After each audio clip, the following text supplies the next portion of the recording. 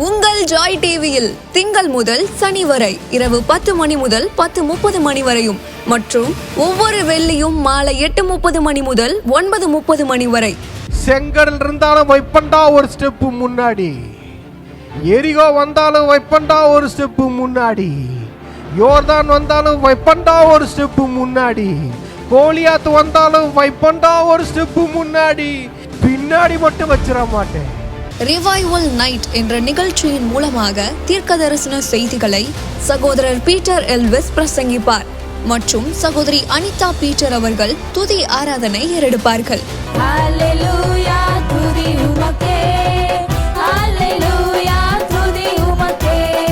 மனிதர்களின் வார்த்தையால் பாதிக்கப்பட்டது போதும், கடவுளின் வார்த்தையால் பாதிக்கப்படுவோம் வாருங்கள். நமக்குள் இருக்கும் இயேசு கிறிஸ்துவை உலகத்திற்கு காட்டும் நேரம் இது. வாருங்கள், இயேசுவுக்காய் எழும்புவோம். Price Lord. யோவான் 3வது அதிகாரம் 8வது வசனம் எடுத்து பார்ப்போம். காற்றானது தனக்கு இஷ்டமான இடத்திலே வீசுகிறது, அதன் சத்தத்தை கேட்கிறாய், ஆகிலும் அது இன்ன இடத்திலிருந்து வருகிறது என்றும் இன்ன இடத்துக்கு போகிறது என்றும் உனக்கு தெரியாது. ஆவியினால் பிறந்தவன் எவனோ அவனும் அப்படியே இருக்கிறான் என்றார். ஆமென். பரிசுத்த ஆவியானவருடைய காற்றோட கலந்துட்டீங்கன்னு வச்சுக்கோங்களேன், அந்த காற்று உங்களை ஒரு இடத்துல உட்கார வைக்காது. இந்த ஆவியானவருக்கு அந்த எங்க ஆரம்பிச்சு நம்ம சொல்லுவோம், பிரதர் என் வாழ்க்கை எங்க ஆரம்பிச்சது தெரியுமா பிரதர், அங்க ஆரம்பிச்சு எங்கேயோ வந்துட்டேன் பிரதர் அப்படின்றீங்களே, அதுக்கு காரணம் அந்த காற்று.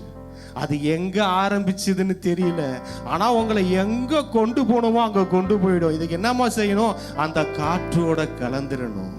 நீங்க கஷ்டமே பட வேணாம். ஒரு நாட்டுக்கு போனாலும் என்ன செய்வாங்கன்னா விசா இருந்தால் தான் போக முடியும். ஆனால் இந்த காற்றே உங்களுக்கு ஒரு விசாவாக இருக்கும். இந்த காற்றே உங்களை கொண்டு போகும். நீங்கள் நினச்சி கூடும் பார்க்காத இடத்துக்கு கொண்டு போகும், புது இடத்துக்கு கொண்டு போகும். இங்கே பாருங்க, அந்த வசனம் சொல்லுது, அது ஆகிலும் அது இன்ன இடத்திலிருந்து வருகிறது என்றும் இன்ன இடத்துக்கு போகிறது என்றும் உனக்கு தெரியாது.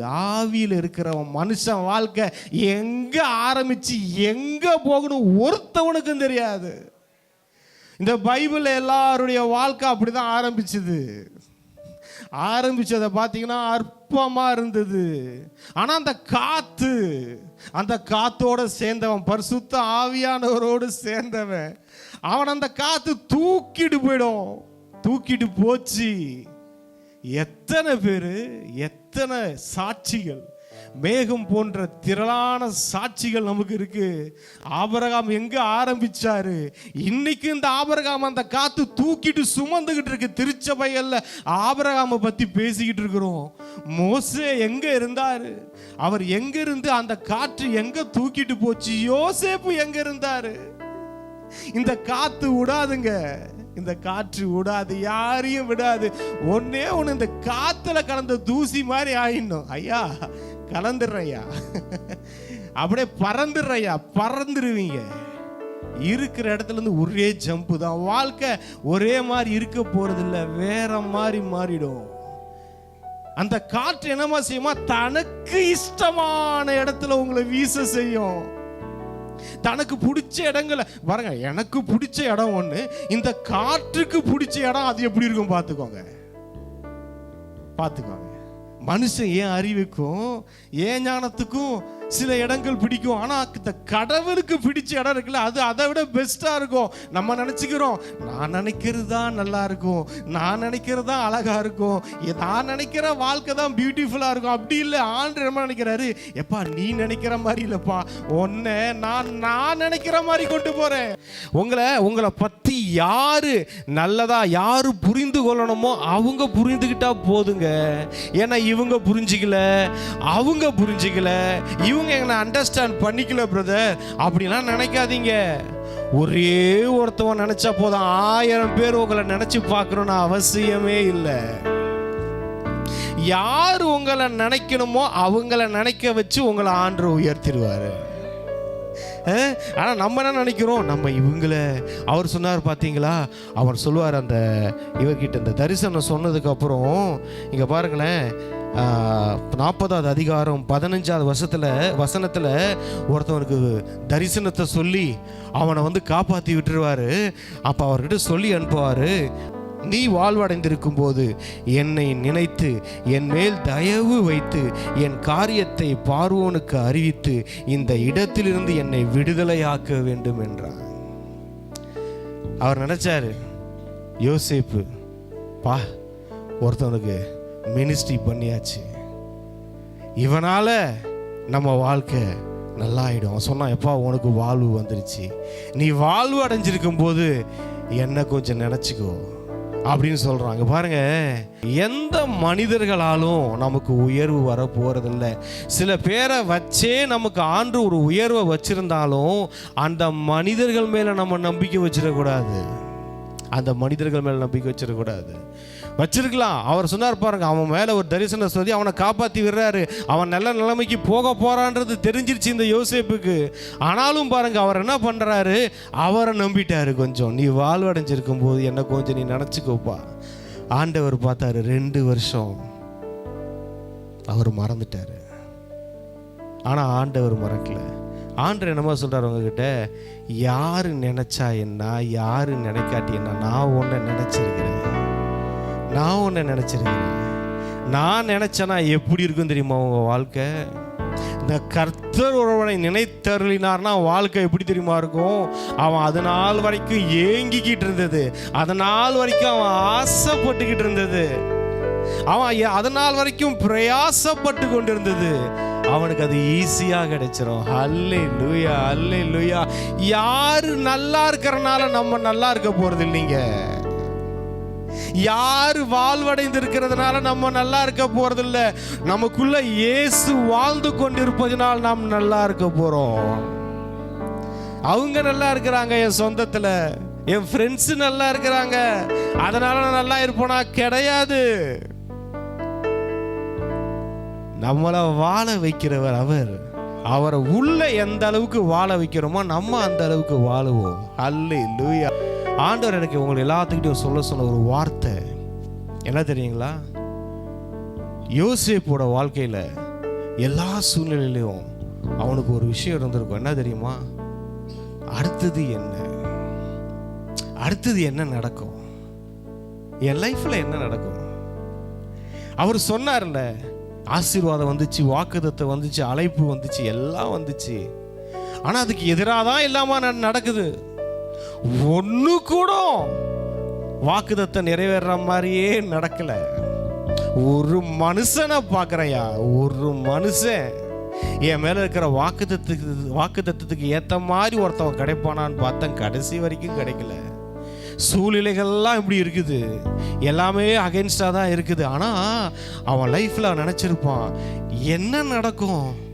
போனேன், தகப்பன் வீட்டிலேருந்து துரத்தப்பட்டுட்டேன், அது அடுத்தது போகிறேன், என்னை வந்து சட்டையை உருவுறாங்க, குழிக்குள்ளே போடுறாங்க, ஐயோ குழியிலேருந்து எடுக்கிறாங்க, அடுத்தது என்ன நடக்கும்?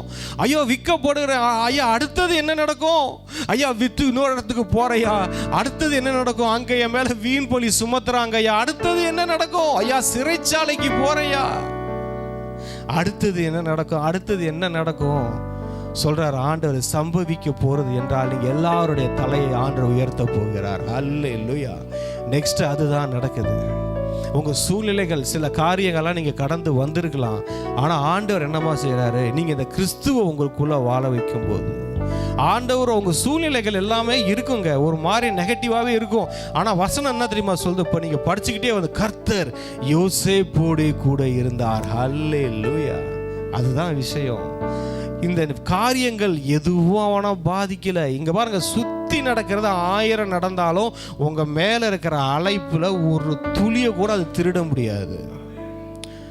உங்க மேல இருக்கிற அபிஷேகத்தை, உங்க ஆசீர்வாதத்தை எந்த பயனாலும் திருட முடியாது. உலகத்தில் இருக்கிற அத்தனை பிசாசும் சேர்ந்து உங்க ஒரே ஒரு ஆளுக்கு விரோதமா வந்தா கூட முடியாது.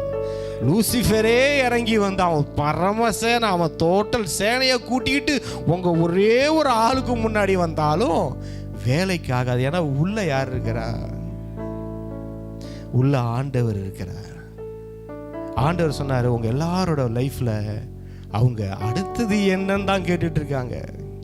அடுத்தது என்ன? நெக்ஸ்ட் என்ன நடக்கும் அப்படின்ற காலகட்டத்தில் இன்னைக்கு காலையில் நீ போய் பேசும்போது அந்த எண்ணத்தோட வந்தவங்க தான் அவங்க இருப்பாங்க. அவங்களுக்கு நான் என்ன செய்ய போறேன்றதை மட்டும் நீ சொல்லு அப்படின்னாருங்க. பாருங்க, ஆண்டவர் சொல்றாரு, இந்த ஸ்திரீ கர்ப்பவதியாகி ஒரு ஆண் பிள்ளையை பெற்று, நான் சொல்லட்டுமா, புதுசா ஒன்று பிறக்குது, புதுசா ஒன்று வருது. அல்லேலூயா.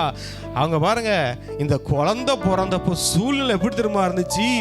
இஸ்ரவேலர்கள் நெருக்கப்பட்டு கொண்டிருக்கிறார்கள், அவர்கள் சுமை அதிகமாகி கொண்டிருக்கிறது, அவங்க ரொம்ப நொறுக்கப்பட்டு கொண்டிருக்கிறார்கள். அந்த சமயத்துல ஒன்று பிறக்குதுங்க. அல்லேலூயா.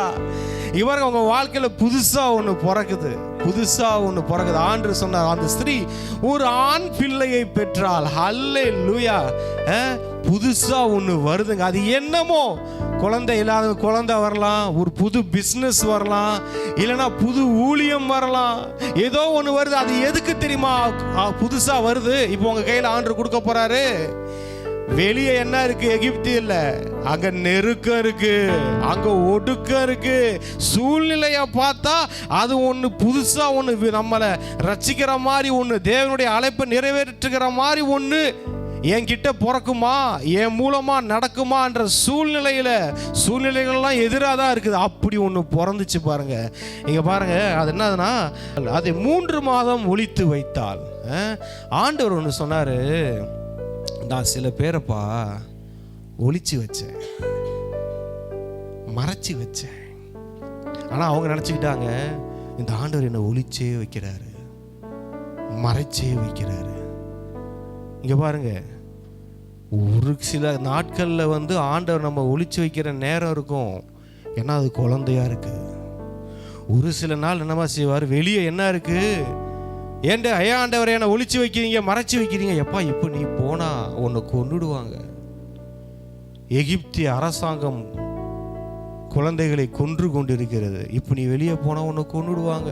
ஆண்டவரே, அவங்க வெளியே இருக்கிறாங்க, இவங்க வெளியே இருக்கிறாங்க. இல்லை, நீ கொஞ்சம் உள்ள இரு, நீ கொஞ்சம் மறைவா இரு, என் சிறகுகளின் நிழல்ல இரு, நான் உன்னை மறைச்சுக்கிறேன், நான் உன் சிறகுகளால் மூடிக்கொள்ளுகிறேன். ஏன் ஆண்டவர் என்ன சிறகுகளால் மூடுறீங்க? எப்பா, பகல்ல பறக்கிற கொள்ளை நோய்க்கும் அம்புக்கும் தீமைக்கும் நான் உன்னை விலக்கி காத்து கொள்ளுகிறேன். ஏன்னா 3 மாசம் இந்த குழந்தை மறைஞ்சிருக்கணும். இந்த குழந்தை தான் எழும்பி ஒரு பெரிய ரட்சிப்பை கொண்டு வரப்போகுது, ஒரு சரித்திரம் படைக்க போகுது. ஆனா அப்பேற்பட்டதா இருந்தாலும், அந்த அழைப்பு இருந்தாலும், நீ கொஞ்சம் மறைவா இருக்க வேண்டிய நாட்கள் இருந்தது. நீங்க நிறைய பேர் நினைச்சீங்க, ஏன்னா ஹைடிங்லேயே இருக்கிற, ஏன்னா வெளியே தெரியல. ஆண்டவருக்கு நீங்க விசேஷமானவர்கள், கோல்டு ட்ரெஷரு. உங்களை கொண்டு ஒரு பெரிய திட்டம் வச்சிருக்கிறாரு, உங்களை பாதுகாக்க வேண்டியது அவருடைய கடமை. அதனால உங்களை மறைச்சி வச்சாரு. ஆண்டவர் சொன்னாரு, இன்னைக்கு போய் சொல்லு, நான் தான் உங்களை ஒளிச்சு வச்சேன், நான் தான் உங்களை மறைச்சி வச்சேன், வெளியே தெரியக்கூடாது, நான் தான் சிறகுகளால் மூடினேன். அந்த பாருங்க, அந்த குழந்தை 3 மாசம் வீட்டுக்குள்ளேயே இருந்துச்சு, எதையுமே தெரியல. அந்த மாதிரி அடைக்கப்பட்ட ஒரு சூழ்நிலை இருந்தது. ஆனா அது அடுத்த வசனம் சொல்லுது, என்ன சொல்லுதுன்னா, அவள் அப்புறம் அதை ஒளித்து வைக்க கூடாமல். இதுதான் உங்களை ரிலீஸ் பண்ற டைமுங்க. நம்ம எல்லாரையும் நெக்ஸ்ட் லெவலுக்குள்ள ரிலீஸ் பண்ண. இது வரைக்கும் ஒரு ஹைடிங் பிளேஸ் இருந்துச்சு, அவருக்குள்ள மறைஞ்சிருந்தோம், உன்னதமானவரின் மறைவில் இருந்தோம், சர்வ வல்லவரின் நிழல்ல இருந்தோம். அவர் நல்ல பாதுகாப்பா இருந்தாரு. ஒரு டைம் உன்னை ஹைட் பண்ணன்றாரு. அங்க பாருங்க, அவர் கொண்டு வரும்போது பாருங்க, அவள் அதை அப்புறம் ஒளித்து வைக்க கூடாமல் ஒரு நாணர் பெட்டியை எடுத்து அதற்கு பிசினும் கீழும் பூசி அதிலே பிள்ளையை வளர்த்தி நதியோரமாய் நாணலுக்குள்ளே வைத்தால் அதற்கு என்ன சம்பவிக்கும் என்பதை அறியும்படி அதன் தமக்கை தூரத்திலே நின்று கொண்டிருந்தாள். ஹல்லேலூயா. இதுதான் நான் சொன்னேன், உங்களுடைய சூழ்நிலை இப்போ என்ன தெரியுமா, அடுத்தது என் லைஃப்ல என்ன, என் லைஃப்ல என்ன நடக்கும், என்ன சம்பவிக்க போகிறது, இந்த நிலைமையில தான் நிறைய பேர் இருக்கிறீங்க. யாரு வருவா, என்ன நடக்கும் அப்படின்ற சூழ்நிலையில நீங்க இருக்கிறீங்க. அங்க என்ன நடந்துச்சு தெரியுங்களா? இங்க பாருங்க, அதை 6வது வசனம், அதை திறந்த போது பிள்ளையை கண்டால் பிள்ளை அழுதது, அவள் அதன் மேல் இரக்கமுற்று இது எபிரேயர் பிள்ளைகளில் ஒன்று என்று கண்டாள். இது எவ்வளவு பெரிய மிராக்கல் தெரியுமா? அந்த பெட்டியை திறக்கிறாங்க. இவங்கெல்லாம் யார் தெரியுமா? இந்த குழந்தைய பார்த்தா கொலை செய்கிற கூட்டம் திறக்கிறது. குழந்தைய பார்த்தா கொன்னுடுற கூட்டம், தாதிகள் உலாவி கொண்டிருக்கிறார்கள். அதை போய் திறக்கிறாங்க. திறக்கும் போது பார்த்தா கடின இருதயம். இவங்க யாரு? எகிப்து ஸ்திரீகள். அவ ராஜாத்தி, அவ திறக்கிறா. அவ திறந்து பார்த்த உடனே அடுத்த நிமிஷம் என்ன ஆகும்? கொன்னு போட வேண்டிய சூழ்நிலை தான். ஆனா வசனம் சொல்ற அந்த குழந்தை அழுதுச்சா, அவள் மேல் இரக்கம் ஊற்று. நான் சொல்லட்டுமா, உங்களை தீர்த்து காட்டணும்னு நினைச்சுக்கிட்டு இருந்தவங்களே உங்க மேல இரக்கம் வருங்க. உங்களை பகைச்சவங்களே உங்க மேல இரக்கம் பாராட்டுகிற நாட்கள் வருகிறது. அது அந்த மாதிரி ஆண்டவர் இருதயத்தை மாற்ற. அதான் சொன்னாரு, இது வரைக்கும் உங்களை எதிரியா இருந்தாங்களே அவங்களாம் நண்பர்களாய் மாறுவார்கள். எவன் உன்னை கொலை செய்யணும்னு நினைச்சாங்களே, எவன் உங்க வாழ்க்கையை முடிச்சு கட்டணும்னு நினைச்சாங்களே அவங்களே உங்களுக்கு உதவி செய்வார்கள். அல்லேலூயா. இங்க பாருங்க, இப்ப அந்த குழந்தை எடுத்தாச்சு, அவளுக்கு இரக்கம் வந்துச்சு. இங்க பாருங்க, அடுத்த நிமிஷம் அவங்க என்ன நடக்குதுன்னு பாத்தீங்கன்னா, பார்வோனுடைய குமாரத்தி அவளை நோக்கி, நீ இந்த பிள்ளை எடுத்துக்கொண்டு போய் அதை எனக்கு வளர்த்திடு, நான் உனக்கு சம்பளம் கொடுக்கிறேன் என்றால் அந்த ஸ்திரீ பிள்ளையை எடுத்துக்கொண்டு போய் அதை வளர்த்தாள். அல்லேலூயா. உங்க மேல இருக்கிற அழைப்புக்கு, உங்க மேல இருக்கிற அபிஷேகத்துக்கு ராஜாக்கள், ராஜகுமாரத்திகள் வருவார்கள் உதவி செய்ய. அல்லேலூயா. உங்களுடைய பிஸ்னஸ்க்கு ராஜாக்கள் வருவார்கள், ராஜகுமாரத்திகள் வருவாங்க. யார் தெரியுமா? ராஜகுமாரத்தி அவ ஹெல்ப் பண்ணா. இப்போ இருக்கீங்களே, இப்போ இருக்கிற சூழ்நிலையில் என்ன நடக்கும்ன்றது ஒரு பெரிய தேவை இருக்குன்னு சொல்கிறீங்களே, உங்கள் அழைப்பை காப்பாற்ற ஆண்டவர் என்ன செய்வார்? ராஜாக்கள் வருவார்கள், ராஜகுமாரத்திகள் வருவாங்க. கல்யாணம் ஆகாமல் யாராவது பெண் இருக்கீங்களா? அவங்களுக்கு ராஜகுமாரர்கள் வருவார்கள். பசங்களுக்கு ராஜகுமாரத்திகள் வருவார்கள். உங்கள் வாழ்க்கையில் நீங்கள் பார்க்க போகிறீங்க ராஜகுமாரர்களை, ராஜகுமாரத்திகளின் உதவி வருகிறது. இந்த அரசாங்கம் நமக்கு உதவி செய்யும். நம்மளை எதிர்த்து கொண்டிருக்கிற அது அரசாங்கமோ, யாரை அழிக்க நினைக்கிற கூட்டமோ, அவங்களே திருச்சபைகளுக்கு உதவி செய்கிற காலம் வருகிறது. நீங்க பாருங்க, இந்த மாதிரி ஒரு அழைப்பு நம்ம மேலே வச்சிருக்கிற ஒரு காரியம் அது ஃபுல்ஃபில் ஆகும் போது பாருங்களேன். உபாகமம் கடைசி வசனம் பார்ப்போம். 10வது வசனம் நான் படிக்கிறேன். மோசே எகிப்து தேசத்திலே பார்வோனுக்கும் அவனுடைய எல்லா ஊழியக்காரருக்கும் அவனுடைய தேசம் அனைத்திற்கும் செய்யும்படி கர்த்தர் அவனை அனுப்பி செய்வித்த சகல அடையாளங்களையும் அற்புதங்களையும் அவன் இஸ்ரவேல் எல்லாருக்கும் பிரத்யட்சமாய் செய்த சகல வல்லமையான கிரியைகளையும் மகா பயங்கரமான செய்கைகளையும் பார்த்தால் கர்த்தர் முகமுகமாய் அறிந்த மோசேயைப் போல ஒரு தீர்க்கதரிசியும் இஸ்ரவேலில் அப்புறம் எழும்பினதில்லை என்று விளங்கும். நான் சொல்லட்டுமா, இது உங்க எல்லாருக்கும் நான் சொல்றேன். உங்க மேல இருக்கிற அழைப்பு நிறைவேறும் போது அது மோசேக்கு மாத்திரம் அல்ல, நம்ம எல்லாருக்கும் சொல்றேன். அது அப்ப பாருங்க, அதுக்கப்புறம் எலும்புல எழுதி வச்சாங்களே, அதுக்கப்புறம் ஜீசஸ் வந்தாரு. அவரை விட பெரியவர் தானே. இப்ப அந்த ஜீசஸ் எங்க இருக்கிறாரு? நமக்குள்ள இருக்கிறாரு. அப்ப நம்ம யாரு?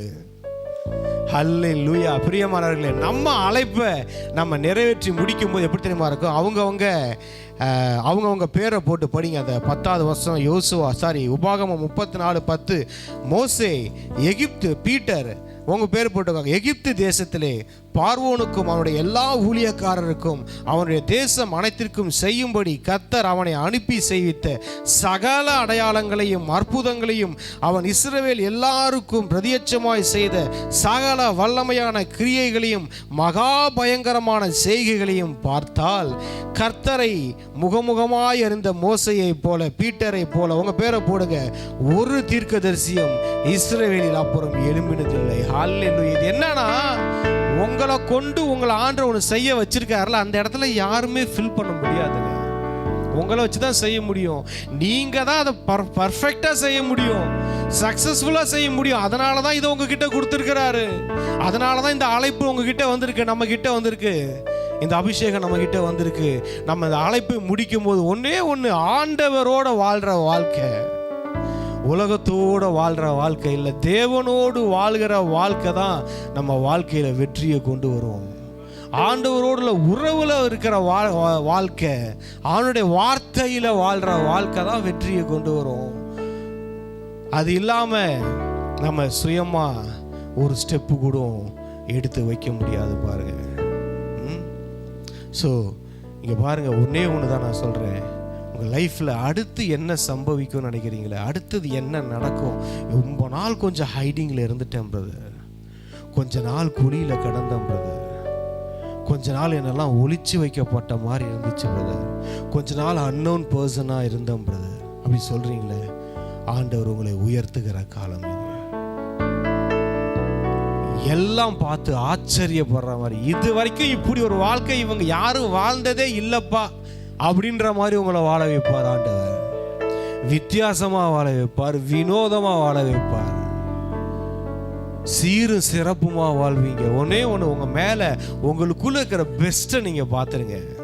உங்களுக்குள்ள என்ன பெஸ்ட் இருக்கு, உங்களுக்குள்ள ஆண்டவர் என்ன வச்சிருக்கிறாரு, உங்களுக்குள்ள இருக்கிறது தான் உங்களை உயர்த்தும், வெளியிருந்து வரதில்லை. உங்களுக்குள்ள இருக்கிற ஆவியானவரை, உங்க மேல இருக்கிற அழைப்பை அதை ஃபோக்கஸ் பண்ண ஆரம்பிச்சிருங்க. வெளியே இருக்கிற எந்த காரியம், ஐயோ இந்த ஊழியத்தை நான் ஆரம்பிக்கும் போது வெளியே என்ன நடக்குது தெரியுமா? வெளியே ஒரு கொலை செய்து கொண்டு இருக்கிறார்கள், வெளியே அழிக்கிறதுக்கு ஒரு கூட்டம் இருக்கு, அரசாங்கம் வேற மாதிரி இருக்கு. எதுவுமே இல்லை, அரசாங்கத்தையே மாற்றுகிறவர்கள் வேதாகமத்தில் வந்தார்கள். ராஜாக்களை தள்ளி அவர் ராஜாக்களை ஏற்படுத்தின தெய்வம். அதான் இசைக்கண்ண சொன்னார், ஒரே ஒரு மனுஷனுக்காக கடல்ல ஆண்டவர் சுனாமியை வர வச்சாரா. ஆண்டவர் ஒரே ஒரு மனுஷனுக்காக வேதத்துல என்னென்ன செஞ்சாருன்னு பார்க்கிறோம். ஒரே ஒரு மனுஷன் உண்மையாய் அவரை விசுவாசித்தால், அவரை நம்பினார், அவர் என்னென்ன பண்ணார்? வானத்தின் சத்துவங்களை அசைக்கிற தெய்வம், சூரியனை உன் அழைப்புக்காக, உன் நம்ம மேல இருக்கிற அபிஷேகத்துக்காக சூரியனையே நிற்க வைத்த தெய்வம். நெருப்புல போய் விழுந்தாலும் அது வாட கூட நம்ம மேல அடிக்காம பார்த்து கொள்ளுகிற தெய்வம். சிங்க கூட்டத்துக்குள்ள விழுந்தாலும் சிங்கம் நம்மளை பார்த்து அது பயந்து, சிங்கம் ஒரு சிங்கம் இல்லைங்க, உள்ள சிங்க கூட்டமே இருக்குங்க. உங்க அழைப்பை பார்த்து பயப்படுங்க, உங்க மேல இருக்கிற அபிஷேகத்தை பார்த்து பயப்படும். இந்த உலகம் பயப்படும், நம்ம தான் உலகத்தை பார்த்து பயந்துகிட்டு இருக்கோம். ஐயோ அடடா, ஒரு அடி வச்சா காத்தடிக்குது, எதிர்காற்றெல்லாம் பலத்த காற்றா மாறுது. ஐயோ என்னடா இப்ப இருக்கிற அக்கினியை விட 7 மடங்கு அதிகமாக்கிட்டாங்க. ஆண்டவருக்காக வாழலாம் நினைச்சா எல்லாம் அடுத்தடுத்து அடியா வாங்கிட்டு இருக்கிறேன் அப்படின்னு நீங்க நினைக்கிறீங்க. இல்ல, நீங்க போங்க. நீங்க போகும்போது உலகத்துல என்ன இருந்தாலும் அதை பத்தி கவலையே படாதீங்க. உள்ளுக்குள்ள இருக்கிறவரை பாருங்க. உலகத்துல 1000 இருக்கும், நம்ம யாரை பார்க்க அழைக்கப்பட்டவர்கள்? ஆண்டவரை பார்க்க அழைக்கப்பட்டவங்க. இந்த முன்னாடி மிரட்டுறது உருட்டுறது எல்லாமே என்னமா செய்யும்? நம்ம மேல இருக்கிற அழைப்பை பார்த்து அது பயப்படும், நடுங்கும். ஏசப்பா வந்தவன சொல்லிச்சு, தாவீதின் குமாரனே நீ ஏன்பா இங்க வந்த?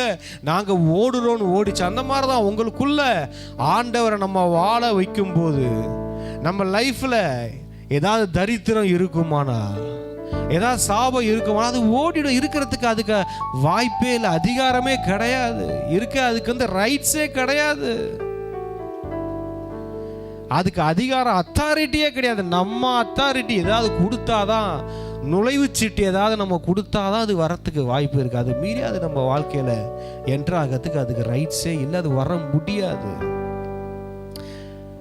நம்ம மேல இருக்கிற அழைப்பை பார்த்து உலகம் பயப்படுது, சாத்தான் பயப்படுறான். வேதத்துல பார்க்குற எல்லா மனிதர்களுக்கும், பவுல் எடுத்துக்கோங்க, அவர் ஒரு ஊழியத்தை எடுத்து போனப்போ எவ்வளவு நெருக்கம், அவர் எவ்வளவு வந்து சஃபர் பண்ணதை பார்க்குறோம். ஆனால் சக்சஸ், அவர் வெளியே இருந்தது எதையுமே பார்க்கல. அதுதான் ஒரே ஒரு விஷயம், வெளியே என்ன நடக்குதுன்னு பார்க்காதீங்க. ஏன் உங்கள் வாழ்க்கையிலே ஏதாவது நடந்தாலும் அதை பார்க்காதீங்க. அதை பார்க்கறதுக்கு நம்ம அழைக்கப்பட்டவர்களே கிடையாது. அதான் விஷயம். நான் எதுவுமே நடக்காதுன்னு சொல்லலை, ஆனால் எது இருந்தாலும் அதை நான் பார்க்க மாட்டேன்னு தான் நான் சொல்கிறேன். அதை பார்க்கறதுக்கு அவர் என்னை அழைக்கவில்லை. என் அழைப்பு அது கிடையாது, என் மேலே இருக்கிற அபிஷேகம் அது கிடையாது, என் மேலே இருக்கிற திட்டம், கடவுளின் நோக்கம் அது கிடையாது. எது எப்படியா இருந்தாலும் பரவாயில்ல, அவர் என் மேலே வச்ச நான் அழைப்பை பார்ப்பேன். என் கையில் என்ன கொடுக்கப்பட்டிருக்கோ அதை நான் பார்ப்பேன். அதுக்காக வாழுவேன், அதுக்காக ஓடுவேன், அதுக்காகவே கடைசி மூச்சு வரைக்கும். இங்க பாருங்க, ஆரம்பத்தில் பார்த்தோம் யோவான் 3:8, அந்த காற்று போகுது பார்த்தீங்களா?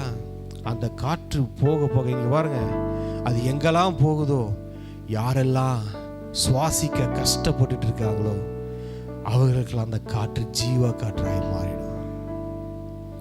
உங்களை ஏன் தெரியுமா கொண்டு போறாரு? காற்றா கொண்டு போறாரு.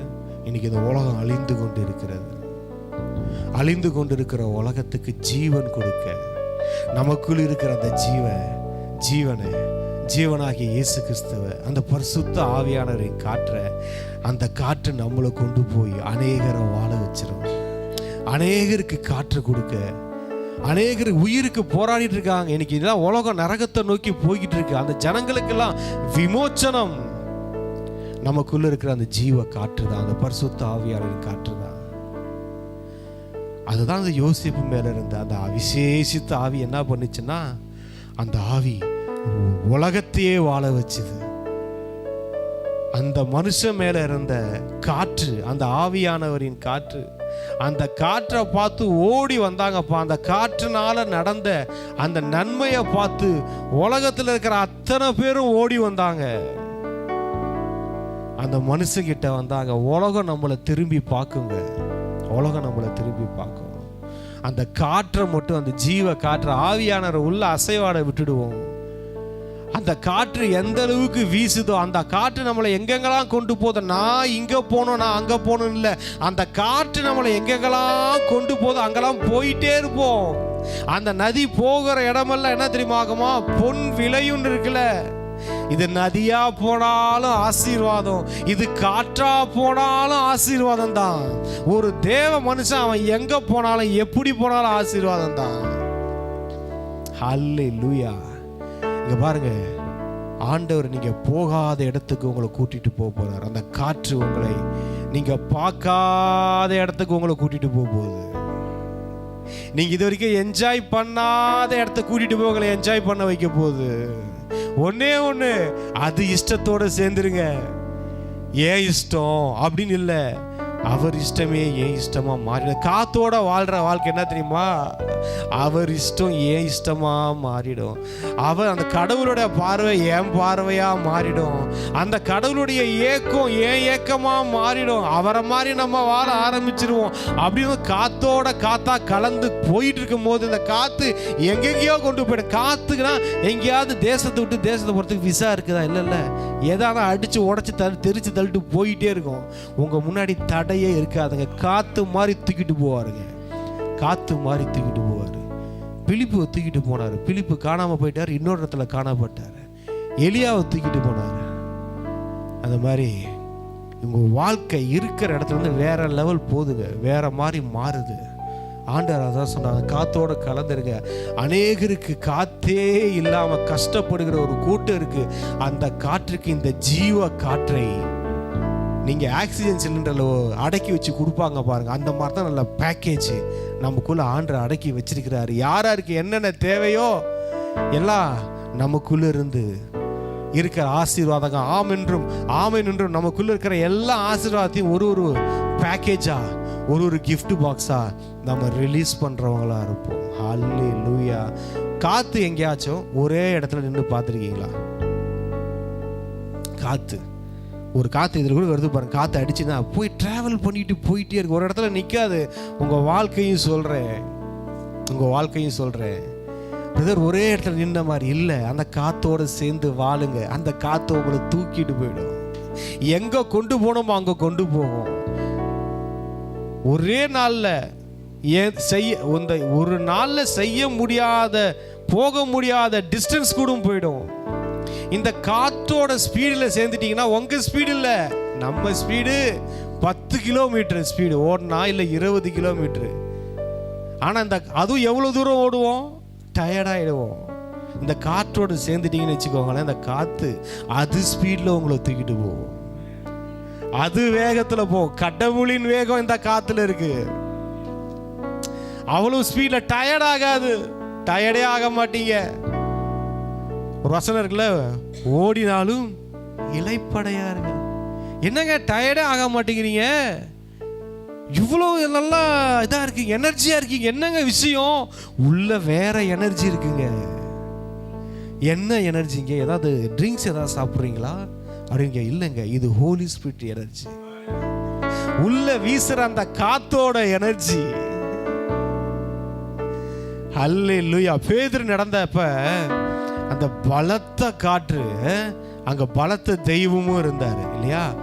பலத்த காற்று இருந்தது, பலத்த தெய்வம். எதை பார்க்க போறீங்க? உங்க சாய்ஸ் தான், நம்ம சாய்ஸ் தான். பலத்த காற்று இருந்தது, ஜீசஸ் பலத்த காற்றை பார்க்கல. அது ஒரு பொருட்டாவே என்னல, அவருக்கு ஒரு பிரச்சனையே இல்லைங்க. அது பாட்டம் வீசிக்கிட்டு இருக்கட்டும், அது பாட்டம் கடல் பொங்கிட்டு இருக்கட்டும், அவரை டிஸ்டர்ப் பண்ணல. அவர் வேற ரெல்ம்ல இருந்தாரு. அதெல்லாம் வீசினா கூட அவருக்கு டிஸ்டர்பன்ஸாவே தெரியல. அவர் பாட்டு நடந்து வந்துகிட்டு இருக்கிறாரு. நம்ம பேதுரு நடந்தா பார்த்தீங்களா, அந்த ரெல்ம் கூட இல்லைங்க, ஆண்டு கடவுளுடைய ரெல்ம்ல நம்ம வரணும். பயந்து பயந்து நடக்கிற ரெல்ம் இல்லை, அந்த வாழ்க்கை இல்லை. விழுந்து விழுந்து எழும்புகிற வாழ்க்கை இல்லை. கடவுள் அதெல்லாம் ஒரு பொருட்டாவே நினைக்கல பார்த்தீங்களா? அது கடவுளை டிஸ்டர்பன்ஸே பண்ணல பார்த்தீங்களா? அந்த ரெல்முக்கு உங்களை கொண்டு போக போறாரு ஆண்டவர். பாம்பு கொத்திச்சு உதறிட்டு நெருப்புல போட்டாரு, வீக்கம் கண்டு சாக போறான்னாங்க. அவர் பாட்டும் ஜாலியா உட்காந்துட்டு இருக்கிறாரு. அந்த ரெல்ம சொல்றேன். உலகத்துக்கு நடக்கிறது தீங்கு நமக்கு நடக்காது. எகிப்தியருக்கு வந்த எந்த வியாதியும் நமக்கு வர